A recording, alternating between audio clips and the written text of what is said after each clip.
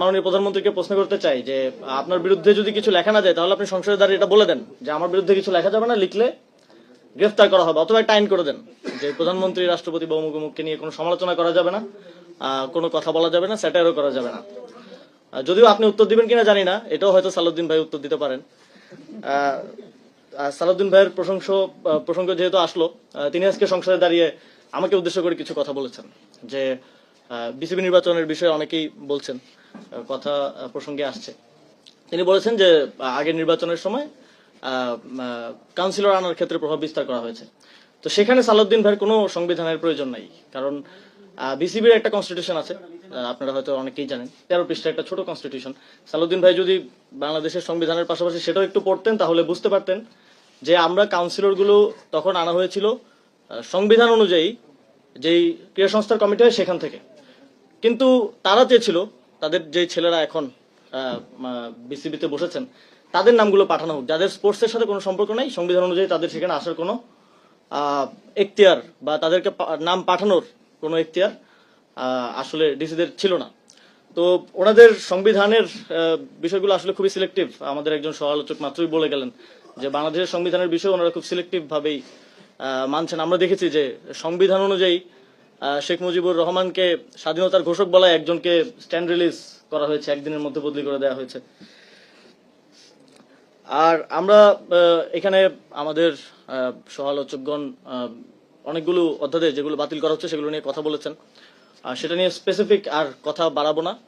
তবে একটা ইন্টেনশন খুব স্পষ্ট যে আমরা যেখান থেকে হাঁটি হাঁটি পা করে 2024 সালের গণঅভ্যুত্থানের পরে একটা জায়গায় এসে পৌঁছেছি এবং জুলাই সনদ এবং গণভোটের রায় বাস্তবায়নের মধ্য দিয়ে আমরা আরো একটা ধাপ অতিক্রম করতে পারতাম জাতি হিসেবে, সেখান থেকে আমরা এখন উল্টা পথে হাঁটা শুরু করেছি।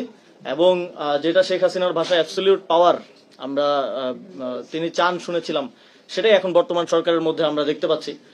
তবে তারা 2 মেয়াদ শেষ করে চাচ্ছে না, তারা এখনই চাচ্ছেন অ্যাবসলিউট পাওয়ার। তো সেটা ভালো, বিএনপি যত খারাপ কাজ করবে, যত জনবিরোধী কাজ করবে সেটা দ্রুতই করে ফেলুক আমরা চাই, কারণ আমরা আবারও 15 বছর 20 বছর আসলে অপেক্ষা করতে চাই না।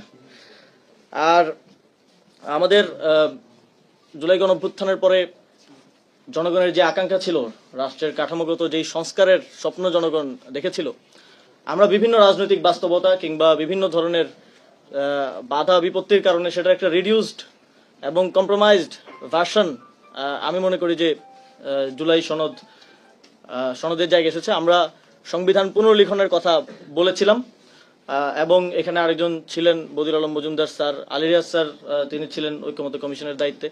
সংবিধান পুনর্লিখনের একটা উদ্যোগের জায়গা ছিল, সেটা পরবর্তীতে আর হয়ে ওঠে নাই। কিন্তু এখন আমরা এমন একটা পর্যায়ে এসে উপনীত হয়েছি যে আমাদের ওই রিডিউসড কিংবা কম্প্রোমাইজড ভার্সনটাও বাস্তবায়ন করতে গিয়ে আমরা সেটা করতে পারছি না, এবং বিএনপি সরকার সেটাকে পুরোপুরি তাদের যেই নির্বাচনের পূর্বেকার সময়ের পজিশন সেখান থেকে পল্টে নিয়ে এখন পুরোপুরি সেটা বাতিল করে দেয়া, ইভেন যেই অধ্যাদেশগুলো সরকারের ক্ষমতাকেও কমায় না সেই অধ্যাদেশগুলো বাতিল করে দেওয়া হচ্ছে। ব্যাংক রেজুলেশন অধ্যাদেশের মতো খুব নিরীহ অধ্যাদেশ, যেটা আর্থিক খাতের জন্য কিংবা যেটার সাথে রাজনৈতিক কিংবা সংবিধানের কোনো ধরনের সম্পর্ক নাই, সেগুলোকেও তারা বাতিল করে দিচ্ছে। তো আমরা আসলে যা দেখছি, যা হচ্ছে, এবং আমাদের এই সংসদের প্রতি জনগণের খুব আগ্রহ ছিল। 17 বছর ধরে জনগণ, 17 বছর না প্রায় 20 বছর ধরে জনগণ সংসদে প্রাণবন্ত আলাপ আলোচনা শোনে নাই।